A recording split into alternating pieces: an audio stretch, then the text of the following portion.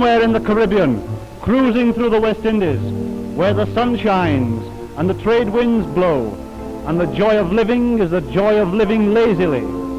Far away from traffic lights, the most exciting thing you'll read is an announcement about the next port of call, the most southerly of the West Indian Islands, the British colony of Trinidad and Tobago.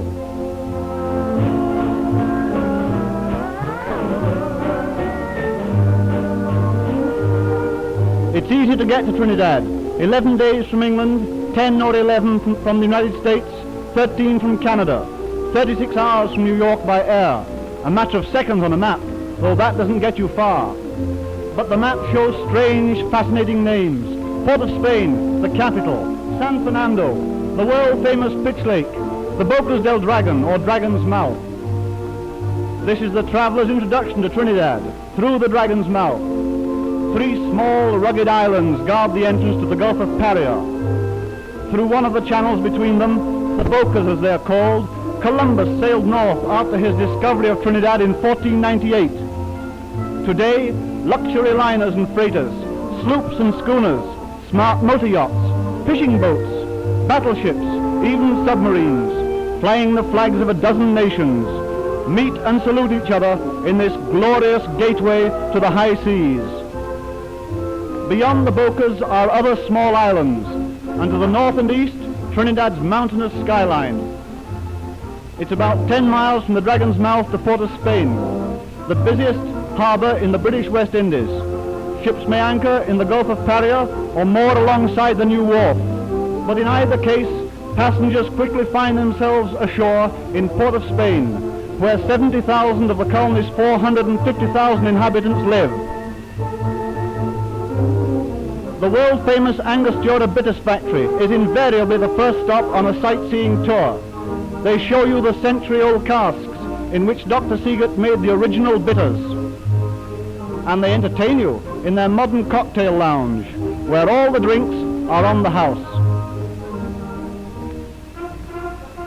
Away from the business centre of Port of Spain, there are many fine old colonial dwellings.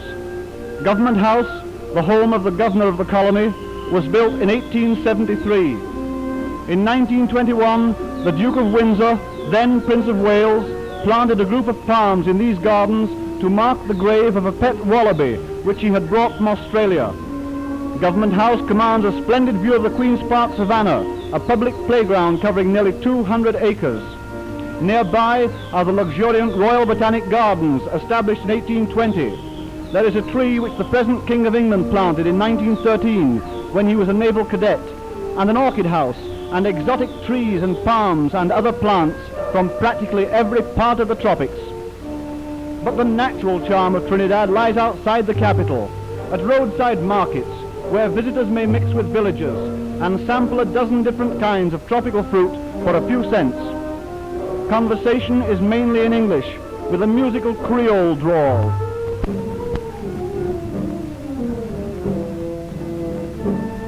East Indians form over 1/3 of the population of Trinidad. They were introduced as contracted immigrants to supply labor for the sugar estates. Now their mosques and temples are dotted about the countryside.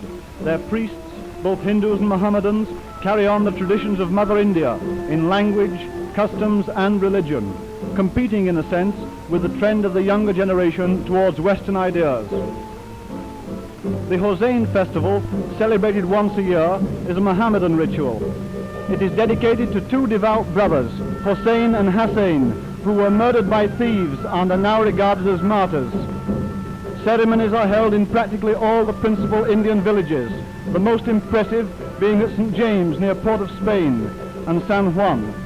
Tadjas, as they are called, representing the tombs of Hossein and Hassein, are cunningly and beautifully made of colored paper, bamboo, tinsel and glass. Glittering monuments built for a day, they are carried through the crowded streets. The air throbs with the haunting beat of Indian drums. And finally, the Tadjas are thrown into the sea or a nearby river to symbolize the funeral procession and burial. Tropical plant life is nowhere more luxuriant than in Trinidad. Cathedrals of giant bamboo spring from the banks of rippling streams. There are fields of cocoa, sugarcane, limes, and orderly plantations of grapefruit. There are forest reserves where buttressed mora trees rise to 150 feet and more, where wild orchids grow and tender ferns hide in the shadows. And along much of Trinidad's 2,000 miles of road, coconut palms lift their feathery heads to the blue sky. Almost every road leads to some favorite picnic paradise, to some secluded spot such as this freshwater pool on the way to the north coast. Cool river water, crystal clear, bubbles over the rocks, and there is only the whisper of the virgin forest to muffle echoing laughter.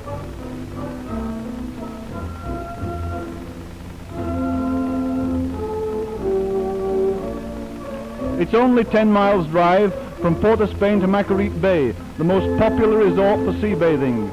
There are dressing rooms at Macarite, freshwater showers, a diving platform, and even hot dogs on Sundays.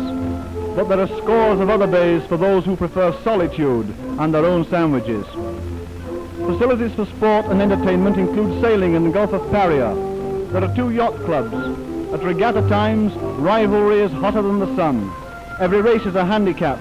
Snipes, seagulls, stars and mallards competing with faster craft like this lively 6-meter.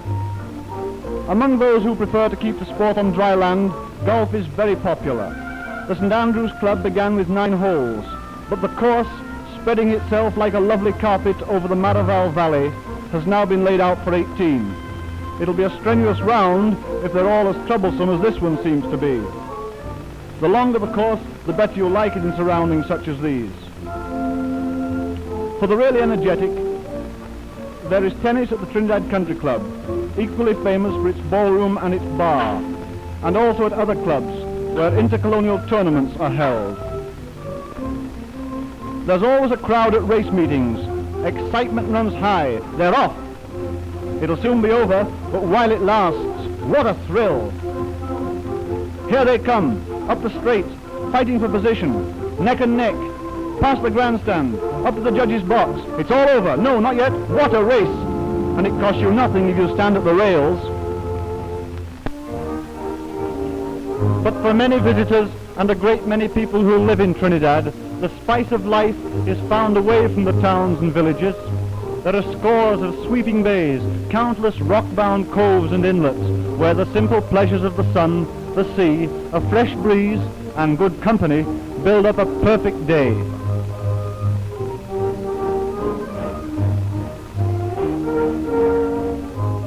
A flask of wine, a book of verse, and thou, sighed the Persian poet.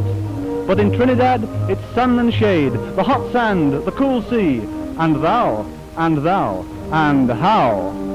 So we'll drink a toast to Trinidad, Queen of the Caribbean, where coconut palms, the trademark of the tropics, quench the thirst and delight the eye. So enjoyment unfolds in this happy island, where there is variety in sports and amusements, the restfulness of exquisite scenery, the luxury of utter relaxation. A rich haul indeed for anyone who goes in search of pleasure trove in Trinidad.